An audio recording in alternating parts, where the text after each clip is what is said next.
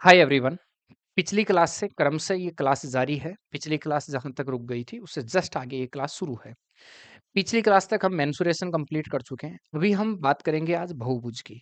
जिस बिंदु पर हम चर्चा कर रहे हैं, ध्यान दें। बहुभुज बहुभुज हम आज शुरू करेंगे। आज नहीं, अभी जस्ट आज ही से चल रहा है सब कुछ। पिछली क्लास में आपने देखा होगा, यहाँ तक का हम कंप्लीट कर चुके हैं। अगला टॉपिक हमारा छठवां जो टॉपिक है, 5 टॉपिकों पर मैं चर्चा कर चुका हूँ। छठवां टॉपिक कौन-कौन सा हो गया? ट्रिगो आप लोगों का हो चुका है, पहला टॉपिक। दूसरा आप लोगों का हाइट एंड डिस्टेंस कंप्लीट हो चुका है। तीसरा आप लोगों का स्टैटिक जी कंप्लीट हो चुका है। चौथा अलजेब्रा कंप्लीट हो चुका है। पाँचवाँ ज्योमेट्री कंप्लीट हो चुका है और छठवाँ मेंसुरेशन कंप्लीट हो चुका है। ठीक है? सातवां टॉपिक है और सातवां टॉपिक आप लोगों का है यहाँ बहुभुज।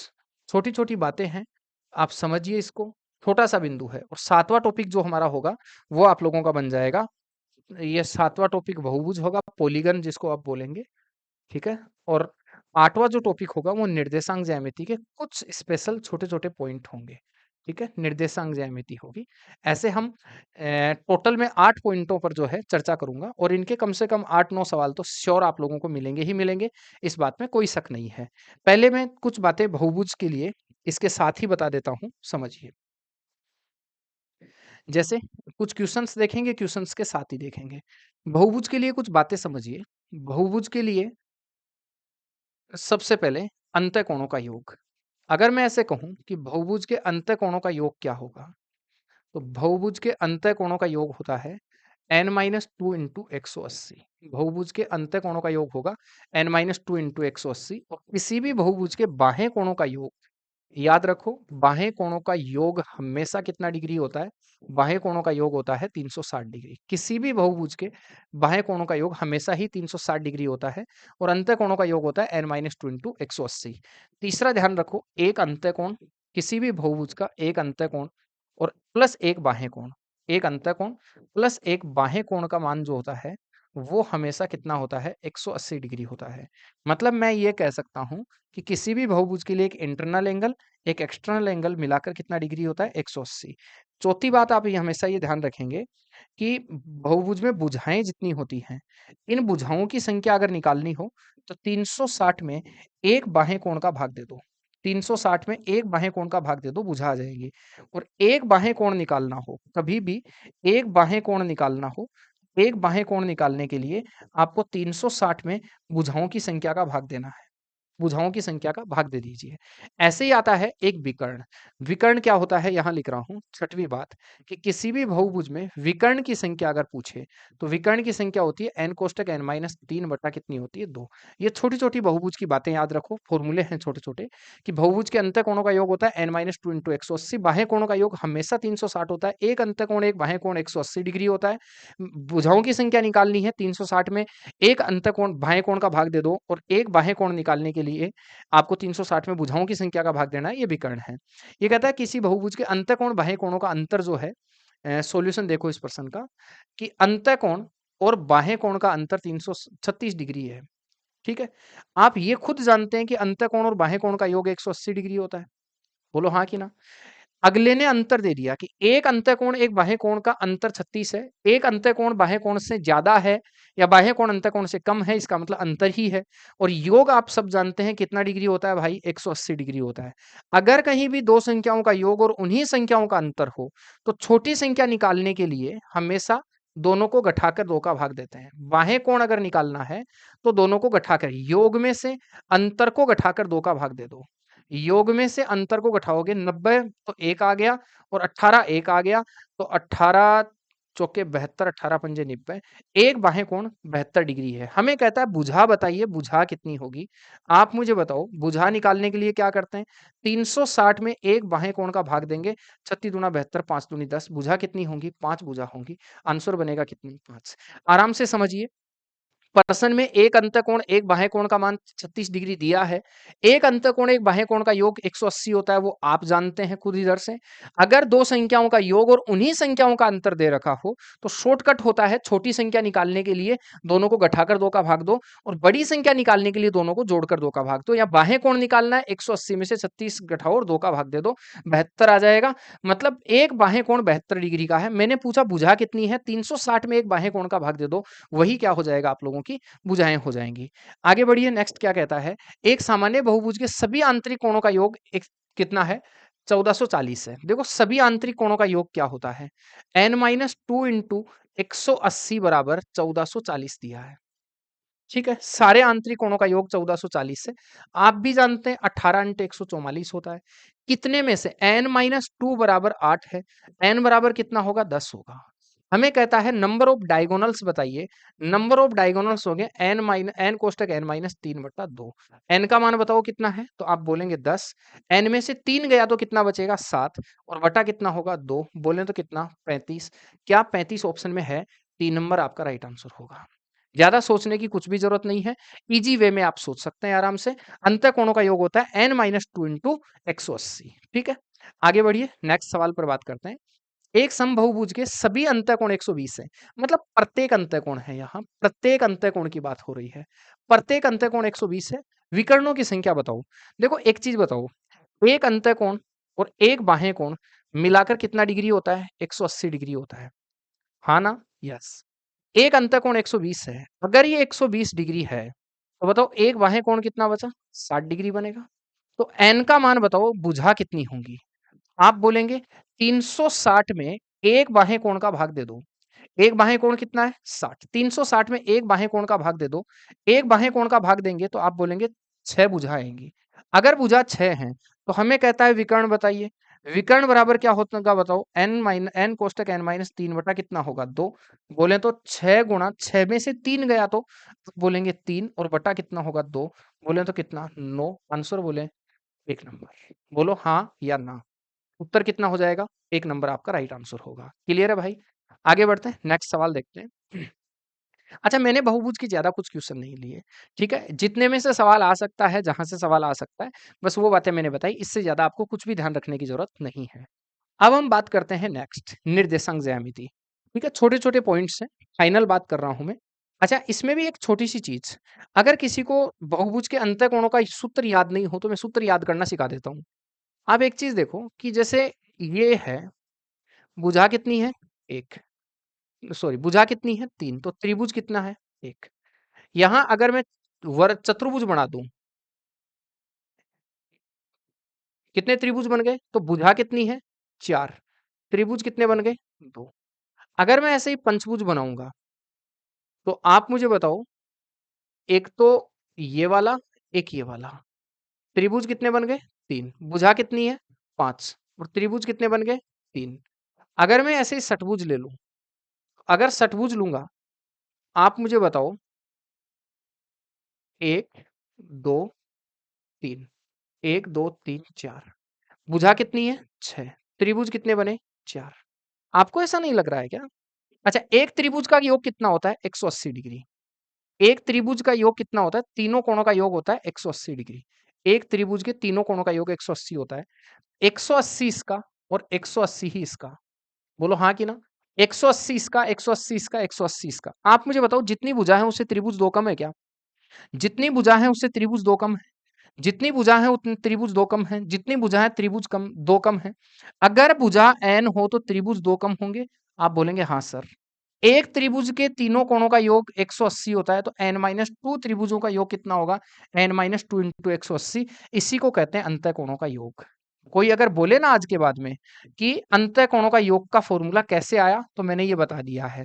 ठीक है, ये सब हम जब बेसिक से बातें पढ़ते हैं तब मैं खूब पढ़ाता हूँ, खूब सिखाता हूँ कि इनको याद कैसे करना है। हर बात, विकर्ण कैसे याद करना है, विकर्ण का फॉर्मूला कैसे आता है, इन सब पर मैं काम करवा देता हूँ। अभी हम उस मोड में नहीं है कि कुछ नया सीख सकें। अभी हम जो है केवल और केवल जो चीजें आपने पहले से सीख रखी है उनका रिवीजन कर सकते हैं। 8वां सबसे लास्ट टॉपिक है निर्देशांक ज्यामिति। आइए इस पर चर्चा करते हैं, क्या कहता है निर्देशांक ज्यामिति। हालांकि देखो, ये सिलेबस में तो नहीं है, जैसे डाला है पीछे, लेकिन पिछली भर्ती में कुछ-कुछ सवाल निर्देशांक ज्यामिति के पूछे हुए हैं। छोटे-मोटे सवाल निर्देशांक ज्यामिति के पिछली भर्ती में पूछे हुए हैं। इसलिए ज़रूरी हो गया है इस पर बात करना अब कि थोड़ा बहुत हम निर्देशांक ज्यामिति के बारे में जानें। पहले थोड़ा-सा समझो। आप लोग ये जानते हैं कि अक्ष-अक्ष होता है, ये पॉजिटिव अक्ष-अक्ष होता है और ये नेगेटिव अक्ष-अक्ष होता है। ये पॉजिटिव वाई अक्ष होता है और ये नेगेटिव वाई अक्ष होता है। दोनों का कटान बिंदु 0 होता है। अब अगर कोई पॉइंट यहाँ है, मान लो कोई P पॉइंट है, एक्स और वाई, यहाँ एक्स और वाई है, या फिर ऐसे कह दो कि कोई पॉइंट है कि 5 और 4 के नाम से है। तो इसमें जो सबसे पहले लिखा जाता है वो अक्ष को लिखा जाता है, दूसरा वाई को लिखा जाता है। अक्ष को हम कहते हैं भुज और वाई को हम कहते हैं कोटि। थोड़ी-थोड़ी फीलिंग लो ताकि चीज़ें याद रहें। अक्ष को भुज कहते हैं, वाई को कोटि कहते हैं। इसमें 2-3 चीज़ें होती हैं, ठीक है? फ़ॉर्मूले कैसे आते हैं, हम इन पर बाद में चर्चा करेंगे। पहला देखो, एक तो होता है 2 बिंदुओं के बीच दूरी। आगे लिख दूँ, बेस्ट रहेगा। 2 बिंदुओं के बीच दूरी, इसके कुछ फ़ॉर्मूले होते हैं। 2 बिंदुओं के बीच दूरी। 2 बिंदुओं के बीच दूरी। कहीं भी मान लो कि 2 पॉइंट हैं, उनके बीच की दूरी निकालनी है। जैसे मान लो ये पॉइंट है, एक पॉइंट यहाँ है, एक पॉइंट यहाँ है। इनके बीच का डिस्टेंस आपको निकालना है कि इनके बीच का डिस्टेंस क्या होगा। तो 2 बिंदुओं के बीच की दूरी होती है x2 माइनस x1 का स्क्वायर और प्लस y2 माइनस y1 का स्क्वायर का अंडर रूट। कहीं भी इसके कोऑर्डिनेट है x1 y1 और इसके कोऑर्डिनेट है x2 y2। तो x2 माइनस x1 का स्क्वायर और प्लस y2 माइनस y1 का स्क्वायर, ये तो होते हैं 2 बिंदुओं के बीच की दूरी। इसके बाद हम बात करते हैं दूसरा, सेक्शन फॉर्मूला, विभाजन सूत्र। विभाजन सूत्र क्या होता है? अंतः विभाजन का सूत्र। अगला काम में आता है विभाजन फॉर्मूला, अंतः विभाजन सूत्र, ठीक है?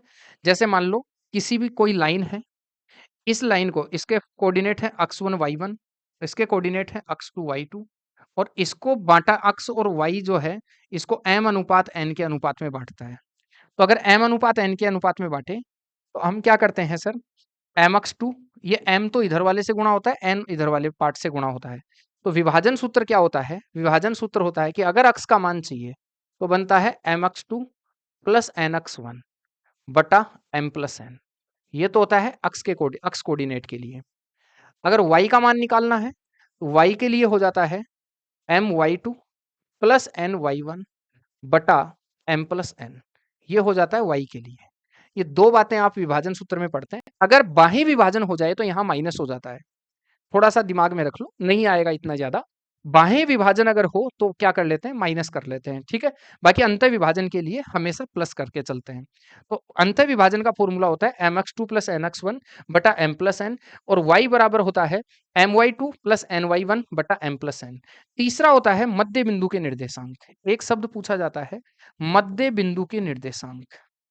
मध्य बिंदु के निर्देशांक। अगर कभी भी मध्य बिंदु के निर्देशांक पूछे तो मध्य बिंदु के निर्देशांक क्या होते हैं? अक्ष का मान होता है x1 प्लस x2 बटा 2 और y के लिए क्या होता है? y के लिए होता है y1 plus y1 plus y2 बटा 2। ये तो होता है किसके लिए? y के लिए। अक्ष के लिए x1 प्लस x2 बटा कितना होता है? 2। ध्यान रखो, मध्य बिंदु के निर्देशांक होते हैं x1 प्लस x2 बटा 2 और y1 प्लस y2 बटा 2। ऐसे मध्य बिंदु के निर्देशांक होते हैं।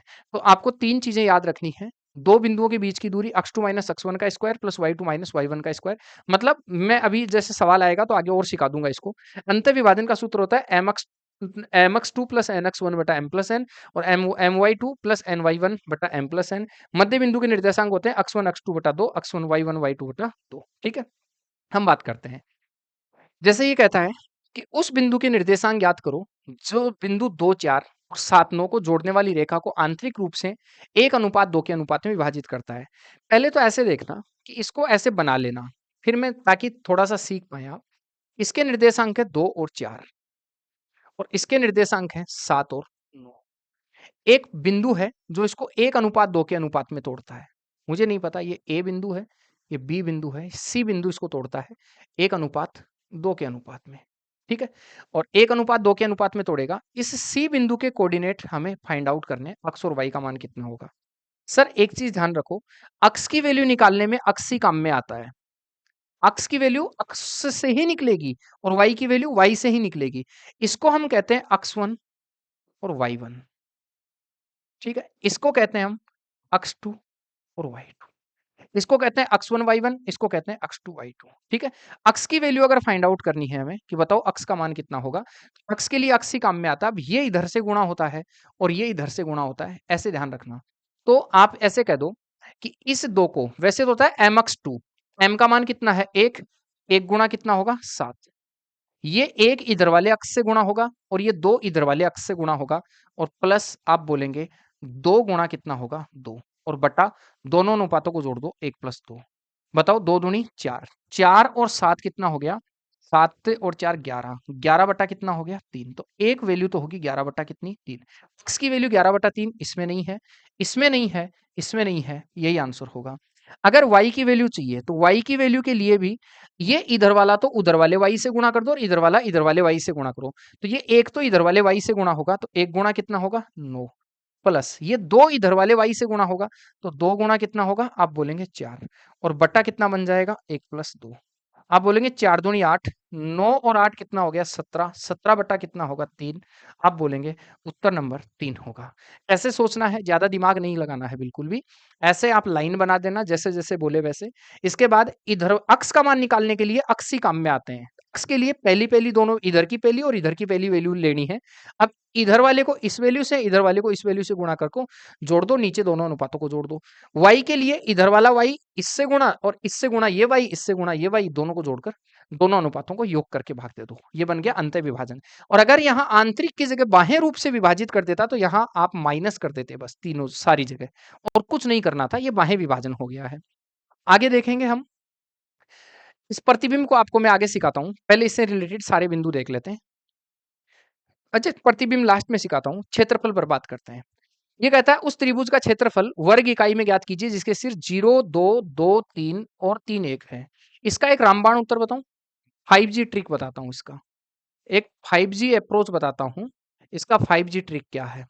अगर निर्देशांक ज्यामिति में त्रिभुज का क्षेत्रफल पूछ ले या चतुर्भुज का क्षेत्रफल पूछे, चाहे त्रिभुज का पूछे या चतुर्भुज का पूछे, एक 5G ट्रिक दे रहा हूं। इन 1, 2, 3 निर्देशांक है, किसी भी निर्देशांक को पहले लिख दो ऊपर नीचे ऐसे। इसको भी लिख दो, कोई फर्क नहीं पड़ेगा, किसी को भी। फिर इसके आगे अगला लिख दो 2, 3, रट लो इस बात को। पिछली बार आया था त्रिभुज का क्षेत्रफल। और फिर इसको लिख दो 3, 1। जिसको सबसे पहले लिखा उसको सबसे लास्ट में और लिख दो बस, और कुछ नहीं करना है। आराम से समझे बात को। फिर से निर्देशांक ज्यामिति में त्रिभुज या चतुर्भुज का क्षेत्रफल ज्ञात करने का फॉर्मूला होता है, तीनों निर्देशांक में से किसी को भी पहले लिख दो, बचे हुए दोनों आगे लिख दो और जिसको सबसे पहले लिखा उसको लास्ट में रिपीट कर दो। अब क्षेत्रफल निकालने के लिए क्या करते हैं, क्षेत्रफल निकालने के लिए करते हैं 1/2 गुणा, इसको इससे गुणा करो, 0 को 3 से गुणा करो 0, इसको इससे गुणा करो 2, इसको इससे गुणा करो 6, ये तो अलग कर लो माइनस, इधर वाले 2 दूनी 4 प्लस, इधर बताओ 3 तिया, आप कहेंगे 9 और इधर 1 को 0 से गुणा करेंगे 0, यही होगा, आप कहेंगे हाँ सर। आप बोलेंगे 1/2 गुणा, बताएं मुझे 6 और 2 8 माइनस 9 और 4, आप बोलेंगे 13। आप मुझे बताओ ये 1/2 गुणा माइनस वाली संख्या हो या प्लस वाली संख्या हो, मॉड्यूलस तो पॉजिटिव होता है और मॉड्यूलस ले लिया अगर तो 5 का आधा कितना होगा 2.5, 5 का आधा 2.5 होगा तो ऑप्शन नंबर कितना बनेगा 3। सबसे रामबाण तरीका बता रहा हूं त्रिभुज का क्षेत्रफल निकालने का। याद रखें पिछली बार आया था, ये पिछली बार क्षेत्रफल आया हुआ है मेंस में सीबीटी 2 में। तो त्रिभुज का क्षेत्रफल पूछे या चतुर्भुज का पूछे, किसी भी एक निर्देशांक को पहले लिख दो, फिर बचे हुए सारे निर्देशांक लिख दो। उसके बाद में क्या करना है, जो सबसे पहले था उसको सबके लास्ट में रिपीट कर दो बस। जो सबसे पहले था उसको सबके लास्ट में रिपीट कर दो। फिर 1/2 गुणा, याद रखें 1/2 जरूर करना है। इनको एक तरफ, इनको सबको गुणा करके एक जगह जोड़ लो, माइनस करो, इधर वाला पार्ट गुणा करके माइनस कर दो और इन सबको हल करने के बाद चाहे पॉजिटिव आंसर आए या नेगेटिव आए, तुमको पॉजिटिव ले लेना है, ठीक है। वही इसका क्षेत्रफल है। उम्मीद करूंगा बात समझ गए। जैसे एक चतुर्भुज का क्षेत्रफल पूछ रहा है यहाँ कि चतुर्भुज का क्षेत्रफल बताओ क्या है, तो मैंने क्या कहा किसी एक निर्देशांक को पहले ले लो, चिन्हों का ध्यान रखो, जैसा है वैसा ही रखो, फिर आगे सारे रख दो, तो ये बनेगा 2 और 1, फिर आगे बनेगा 0 और 4, फिर आगे बनेगा -2 और 1, ऐसे सारे निर्देशांक लिख दो। भाई क्या करना है, इसको इससे गुणा करना है, इसको इससे गुणा करना है, इसको इससे गुणा करना है। क्षेत्रफल पूछा है, क्षेत्रफल पूछा है तो आप ये कह दो 1/2 गुणा मॉड्यूलस, इसको गुणा करो 0 प्लस, इसको गुणा करो 8 प्लस, इसको गुणा करो 0, 0 को किसी भी संख्या से गुणा करेंगे 0 आएगा, बीच में माइनस। अब इसको गुणा करो, +2 को -2 से गुणा करेंगे -4, यहाँ बताओ 1 को 0 से गुणा करेंगे तो आप बोलेंगे 0, इधर बताओ -2 को 4 से गुणा करेंगे तो आप बोलेंगे -8, -2 को -4 से गुणा करेंगे -8। भाई आप मुझे बताओ 1/2 गुणा, ये तो हो गया कितना भाई 8, माइनस ये -8 कितना हो गया, माइनस का 12। आप मुझे बताओ माइनस माइनस प्लस, 12 और 8 20, 12 और 8 20 होगा तो बताओ कितना आएगा 10। आंसर बोलो, यहाँ ठीक नहीं हुआ है, कोई गलती हो गई है, देखो शीर्ष है पहला 0 -2 है, 2 1 है, 0 4 है, -2 1 है, ठीक है, -2 1 है, यहाँ कोई मिस्टेक हो गई है हमारे से। 1/2 गुणा, इधर 0 आ गया, 4 दूनी 8 आ गया, इधर 0 आ गया, इधर माइनस हो गया, -2 दूनी 4 आ गया, 0 आ गया, माइनस का 8 आ गया, ठीक है। 1/2 गुणा, ये तो बन गया कितना 8, माइनस का 4, माइनस का 8, माइनस का 12, माइनस माइनस प्लस, 12 और 8 20, 1/2 गुणा 20 बोले तो 10, ऑप्शन में 10 नहीं है, तो भाई इसका तो उत्तर यही आएगा, इसका उत्तर यही आएगा। या तो कोई चिन्हों में थोड़ी बहुत मिस्टेक है, और अगर चिन्हों में मिस्टेक नहीं है तो फिर तो यही उसका उत्तर आएगा। 0 हो गया है, 4 दूनी 8 हो गया है, 0 हो गया है, इधर माइनस का 4 हो गया है, और यही आएगा सर, इसका क्षेत्रफल तो यही होगा, ठीक है, इसी तरीके से निकलेगा। अच्छा अच्छा, एक मिस्टेक कर दी सर, एक मिस्टेक करी ना, मिस्टेक क्या करी है, थोड़ा ध्यान दो भाई। मैंने एक बात कही थी, शायद आप हम मैं खुद ध्यान नहीं दिया हूँ यहाँ, 0 -2 2 1 0 4 किसी से लिख दो, जिसको सबसे पहले लिखा उसको लास्ट में रिपीट करना होता है मेरे भाई, ये मत भूलो। जिसको सबसे पहले लिखा उसको लास्ट में रिपीट करना होता है, जिसको पहले लिखा उसको लास्ट में रिपीट जरूर करते हैं, तो लास्ट में रिपीट जरूर करो, ठीक है, जल्दी करने के चक्कर में। तो आप बताओ -2 को -4 से गुणा करो आपस में, तो गुणा करोगे तो -2 -4 से गुणा होके प्लस बनाएगा। अब इधर वाला लेंगे तो ये तो बनेगा -4, फिर बनेगा 0, फिर बनेगा माइनस का कितना 8, और फिर इधर जो है ये बनेगा कितना 0, ऐसे बनेगा सर। अब देखते हैं, देखें, आप बोलेंगे गुरुजी 1/2 गुणा 8 और 4 कितना होगा 12, माइनस माइनस का कितना होगा 12, माइनस माइनस प्लस, तो आप बोलेंगे 1/2 गुणा 24, और 1/2 गुणा 24 बोले तो 12, ऑप्शन नंबर कितना आएगा 2। एक बात यहाँ ध्यान रखें, जिसको जिस निर्देशांक को आपने सबसे पहले लिखा उसको सबके लास्ट में रिपीट करना है, ये अनिवार्य है, चाहे से त्रिभुज का क्षेत्रफल निकालो और चाहे से चतुर्भुज का, पहले को लास्ट में रिपीट जरूर करना होता है। किसी से भी लिखना शुरू कर दो, ये मुद्दा नहीं है कि जो पहले है वही पहले लिखें, कोई फर्क नहीं पड़ता है, ठीक है। फिर इनको एक तरफ गुणा करके जोड़ दो, इनको एक तरफ गुणा करके जोड़ दो, और मॉड्यूलस ले लो, 1/2 लास्ट में कर देना, 2 का भाग जरूर दे देना है, बस ये ध्यान रखना है। तो त्रिभुज का क्षेत्रफल पूछे कि चतुर्भुज का क्षेत्रफल पूछे, आपको फर्क नहीं पड़ना चाहिए। एक बात, दो बातें तो हो गई क्षेत्रफल की, एक बात हो गई कहीं भी विभाजन सूत्र की, कि अगर कहीं भी विभाजन सूत्र पूछे तो mx2 बटा mx1 nx1 बटा m प्लस n, और इसी प्रकार से y के लिए निकाल देंगे। मैंने ये फॉर्मूले आप लोगों को बता दिए हैं यहाँ। अब हम आगे बात करते हैं, ये लास्ट में प्रतिबिंब वाला लास्ट में मैं आपको समझाता हूँ। ये कहता है दोनों बिंदुओं के बीच की दूरी बताओ। देखो दो बिंदु हैं, एक बिंदु ये वाला है और एक बिंदु ये वाला है। ये कहता है -4 और -7, और एक बिंदु है 8 और 2, इनके बीच की दूरी बताओ। सिर्फ दो बिंदुओं के बीच की दूरी निकालने का तरीका होता है x1 y1, और इधर होगा x2 y2। x1 y1 और x2 y2 दो बिंदुओं के बीच की दूरी निकालनी है आपको। देखो इसके लिए एक सिंपल सा सिस्टम होता है, दोनों तो x काम में आते हैं, दोनों y एक साथ काम में आते हैं। तरीका होता है x2 - x1 का अंडर रूट, x1 का square plus y1 y2 minus y1 का स्क्वायर, दोनों अक्षों को आपस में घटाओ, दोनों y को आपस में घटाओ, स्क्वायर करके जोड़ दो। बताओ अक्स का मान कितना होगा? तो आप बोलेंगे अक्स 2 का मान है 8 माइनस, आप बोलेंगे ये तो अक्स 2 का मान तो है कितना 8 माइनस माइनस का कितना है 4, इसका तो क्या कर दो सर स्क्वायर, प्लस यहाँ बताओ y का मान है -2, तो आप बोलेंगे -2 माइनस इसका मान है कितना -7, तो आप बोलेंगे -7 का स्क्वायर। ठीक है, चिन्हों का ध्यान रखना है।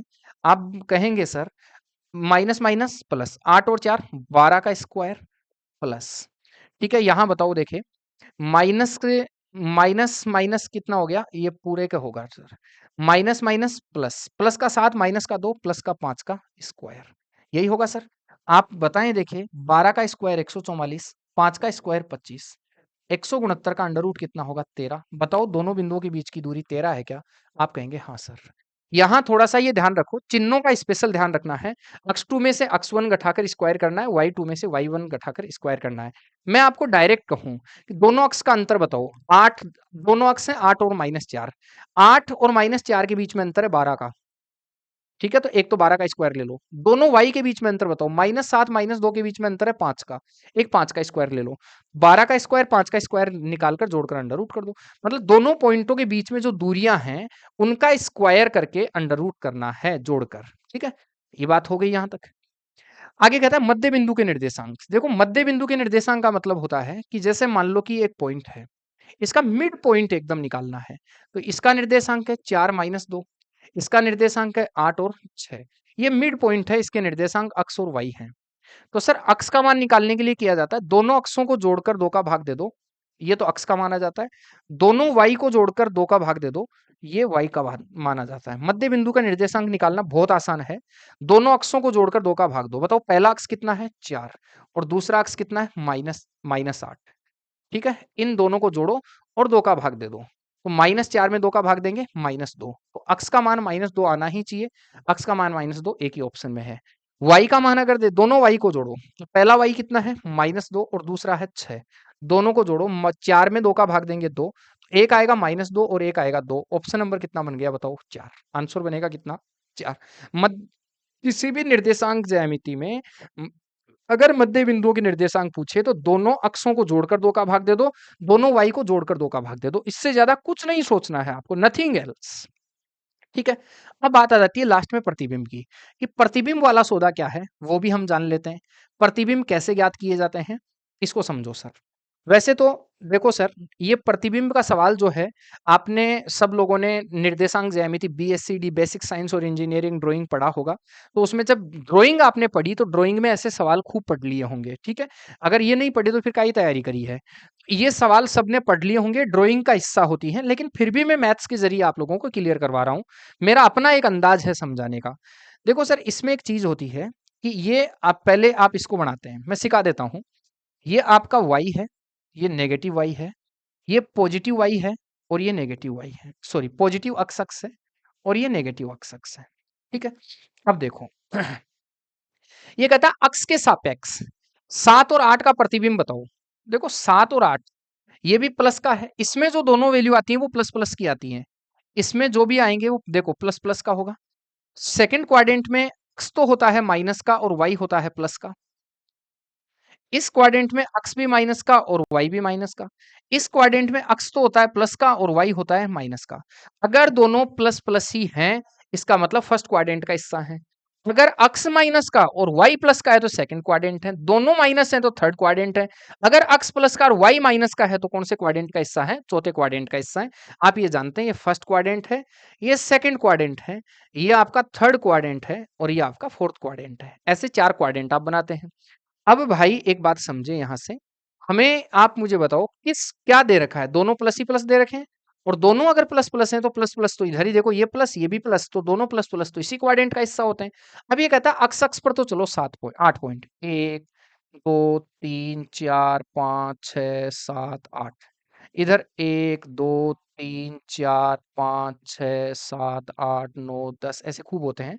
इधर तो चलना है 8 पॉइंट, 1 2 3 4 5 6 7, इधर और इधर यहाँ पॉइंट बन जाएगा मान लो इस जगह। ये एक पॉइंट है। इस पॉइंट के निर्देशांक है 7 और कितने 8। ठीक है। अब ये कहता है पहले तो आपने पॉइंट ड्रॉ कर लिया ऐसे कि वो पॉइंट जो है वो यहाँ होगा। अब ये कहता है इसका अक्ष अक्ष के सापेक्ष प्रतिबिंब बताओ।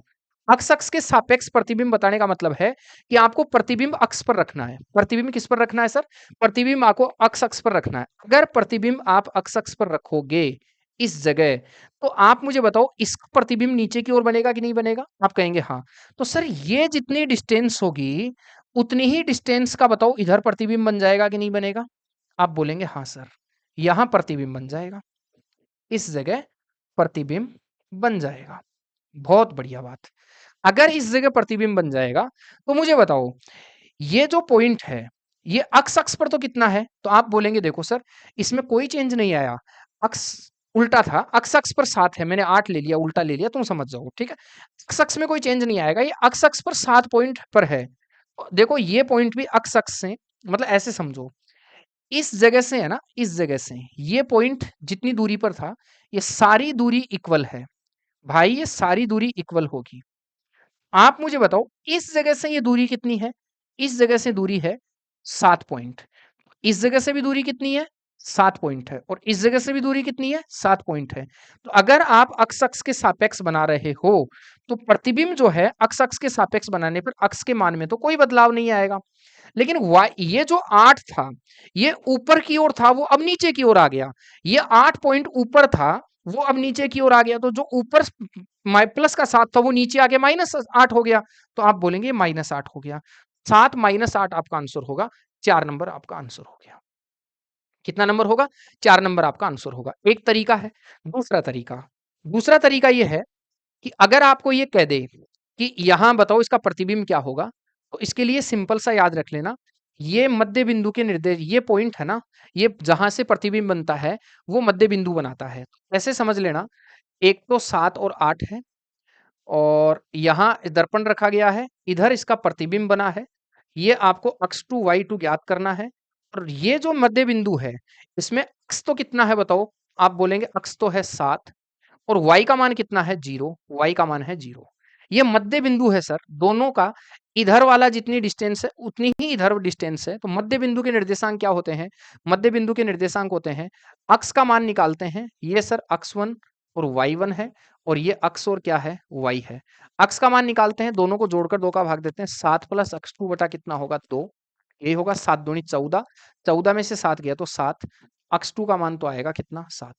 ऐसे ही y2 का मान निकालते हैं, तो y का मान 0 है, 0 बराबर y1 का मान कितना है? 8 प्लस y2 बटा कितना होगा? 2। 2 को 0 से गुणा करेंगे 0, 8 उठकर इधर इधर आ जाएगा, -8 बराबर किसका होगा? y2 के। तो y2 का मान कितना आया? तो एक तो आ गया 7 और एक आ गया -8। ये भी एक तरीका है, बाकी आपको ड्राइंग वाले सर ने पढ़ाया होगा। हमारे गणित में इसी तरीके से चलता है। मैं तो कॉमन सेंस लगाता हूँ कि यहाँ जो था इसका प्रतिबिंब उल्टा बनेगा, तो अक्ष पर डिस्टेंस जो थी वो सेम रहेगी, कोई चेंज नहीं होगी। माइनस वाला पार्ट, जो ये y वाला पार्ट इस वाले पक्ष में आ गया, तो जो प्लस वाले में था वो सीधा सीधा माइनस वाले में हो गया। तो अगर अक्ष अक्ष के सापेक्ष प्रतिबिंब बनाए, याद रखना, अगर अक्ष अक्ष के सापेक्ष जिसके सापेक्ष प्रतिबिंब बनाता है उसकी वैल्यू चेंज नहीं होती है, दूसरे वाले का चिन्ह चेंज हो जाता है। लो छुट्टी पाई। यहां अक्ष के सापेक्ष पूछा है, तो अक्ष वाले में ये पहला मान अक्ष का होता है और दूसरा मान y का होता है, याद रखना। अगर अक्ष अक्ष के सापेक्ष पूछे, अक्ष का मान 7 का 7 ही रहेगा, इसका चिन्ह चेंज हो जाएगा। और अगर यही प्रश्न y अक्ष के सापेक्ष बोल देता, अक्ष वाले का चिन्ह चेंज कर दो, y के में कोई बदलाव नहीं होता। ठीक है, आगे बढ़ते हैं। नेक्स्ट और लास्ट सवाल है हमारी एडवांस मैथ की मैराथन का, और ये भी प्रतिबिंब का ही है कि रेखा y बराबर 3 में बिंदु -5 3 का प्रतिबिंब क्या होगा। जैसे इसका क्या मतलब है? इसका मतलब है, जैसे मैं ड्रॉ करता हूं,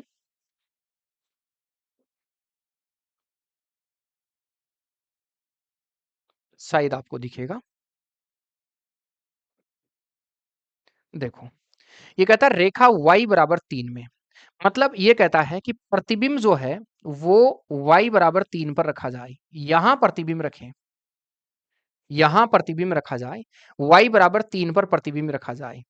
अगर y बराबर 3 पर प्रतिबिंब रखा जाए, तो एक बिंदु 5 - 3 लेते हैं। अक्ष का मान तो पॉजिटिव और y का मान नेगेटिव लो। अक्ष का पॉजिटिव, y का नेगेटिव, तो इधर ही आएगा। आप कहेंगे हाँ सर, यही आएगा। इस जगह अक्ष का मान तो लो 5, तो अक्ष तो 5 लो, मतलब ऐसे बनाओ इसको, अक्ष पर तो चलो 5, और y पर चलो अक्ष पर 5, y पर चलो -3। ये दोनों जिस जगह मिल जाएँगे ना, उसको क्या कहेंगे? इस वाले पॉइंट को ही आप 5 -3 नाम देंगे। तो सर आप समझें इस बात को कि ये अक्ष पर तो चला 5 और y पर चला 3, इन दोनों का मिलन पॉइंट आएगा इस जगह। इस जगह वाले पॉइंट को नाम दे दिया आपने कितना? 5 और -3, ठीक है? अब दर्पण यहाँ है, इसका मतलब इसका जो प्रतिबिंब बनेगा, वो प्रतिबिंब यहाँ बनेगा, उतनी ही दूरी पर बनेगा इस जगह। इस जगह इसका प्रतिबिंब बनना है और जहाँ प्रतिबिंब बनेगा, वो वाला आपको पॉइंट फाइंड आउट करना है कि बताओ ये वाला पॉइंट कितना होगा? सर एक बात सुनो, ये मिड पॉइंट है ना? आप कहेंगे हाँ सर, ये मिड पॉइंट है।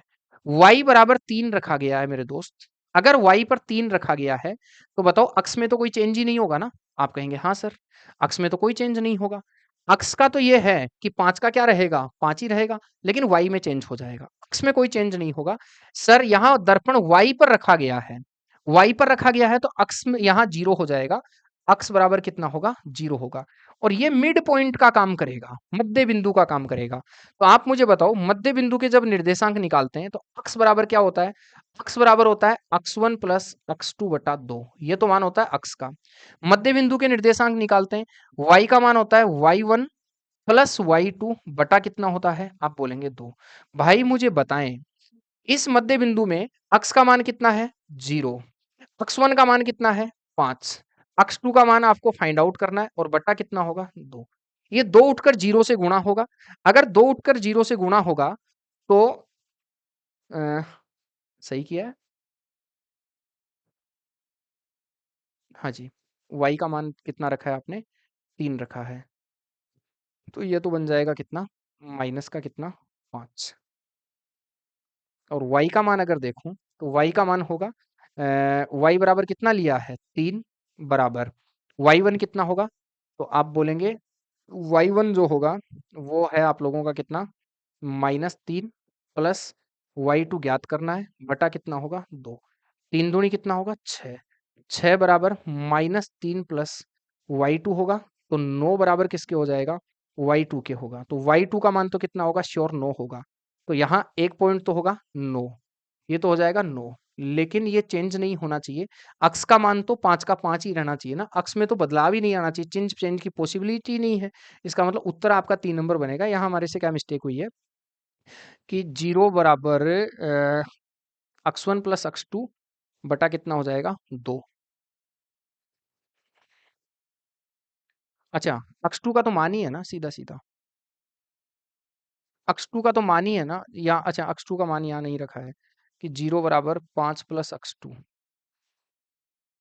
ठीक है। हाँ ठीक है, कोई दिक्कत नहीं है सर। इधर 2 होगा, x1 प्लस x2 बटा 2 है। 0 x का मान कितना होगा? 0। अच्छा अच्छा, एक चीज समझो सर, थोड़ा सा ध्यान नहीं दिया है। यहाँ एक बात बताओ, ये वाला पॉइंट भी अक्ष अक्ष पर देखो, ये वाला पॉइंट अक्ष अक्ष पर कितना है? 5। ये वाला अक्ष अक्ष पर कितना है? 5। ये वाला अक्ष अक्ष पर कितना है? 5। अक्ष अक्ष तो सबके लिए बराबर ही रहेगा ना, अक्ष का मान तो भाई 5 ही रहेगा, 0 कैसे रहेगा? अक्ष का मान 5 ही रहेगा यहाँ, और अक्ष का मान 5 होगा तो 5 दूनी 10, 10 में से 5 गया तो कितना बचेगा? 5।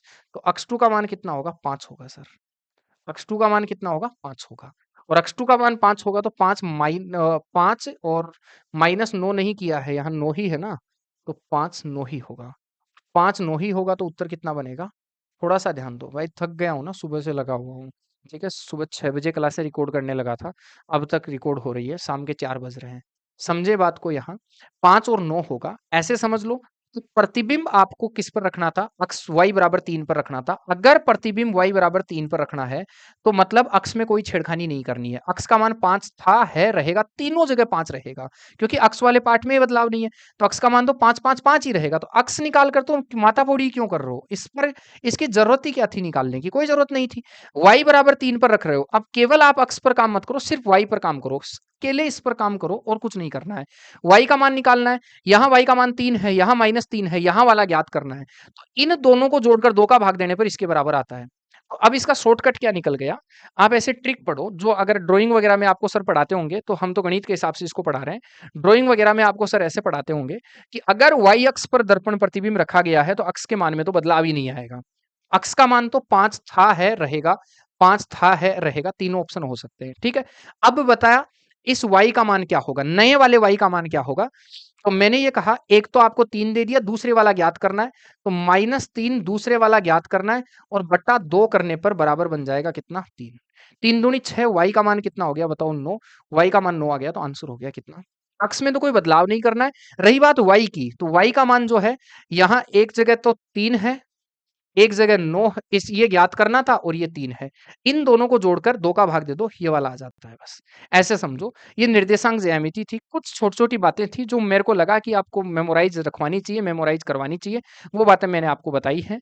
एडवांस मैथ के 8-9% पक्के आएँगे, श्योर है। 25 में से 8-9% तो आएँगे ही आएँगे और इन 8-9 का जुगाड़ मैंने इतना बेहतरीन दे दिया है कि इनसे बाहर कुछ आने की संभावना नहीं है। मैंने मॉक टेस्ट लगाए हैं, उन मॉक टेस्टों को भी आप देख सकते हैं, उन मॉक टेस्टों में भी बहुत कुछ बातें बताई हैं, तो यहाँ भी बहुत कुछ बता दिया है। यूट्यूब पर मैंने गणित के लिए जो कुछ दे दिया अरिथमेटिक और एडवांस, मेरी भरपूर कोशिश रहेगी इससे बाहर कुछ नहीं आएगा। जुड़ने के लिए आपका बहुत-बहुत शुक्रिया। आप हमारे टेलीग्राम पर जुड़ सकते हैं। जो भी बच्चे हमारे टेलीग्राम पर दोस्त टेलीग्राम पर नहीं हैं, टीसीएस एग्ज़ाम ज़ोन के नाम से हमारा टेलीग्राम चैनल है।